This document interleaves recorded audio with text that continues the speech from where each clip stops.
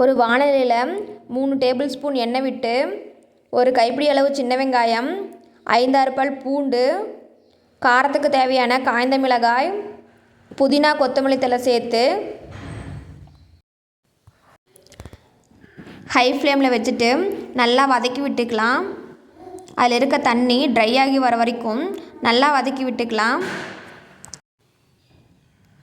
பாருங்கள், இந்த அளவுக்கு நல்லா வதங்கி வந்ததுக்கப்புறமா லோ ஃப்ளேமில் வச்சுட்டு இன்னும் நல்லா ட்ரை ஆகி வர வரைக்கும் வதக்கி விட்டுக்கலாம். நல்லா வதங்கினதுக்கப்புறமா கருவேப்பிலை சேர்த்து ஆஃப் பண்ணிக்கலாம் அடுப்பை. நல்லா ஆறுனதுக்கப்புறமா தேவையான அளவு உப்பு, பொட்டுக்கடலை, தேங்காய், கொஞ்சமாக புளி சேர்த்து மிக்ஸி ஜாரில் சேர்த்துக்கலாம். கொஞ்சமாக தண்ணி சேர்த்து நல்லா அரைச்சி எடுத்துக்கலாம். அதே வாணலியில் எண்ணெய், கடுகு, உளுத்தம்பருப்பு, கடலைப்பருப்பு, கருவேப்பிலை சேர்த்து பொரிஞ்சதுக்கப்புறமா சட்னியில் சேர்த்துக்கலாம். பிடிச்சிருந்தா லைக் பண்ணுங்கள், சப்ஸ்கிரைப் பண்ணி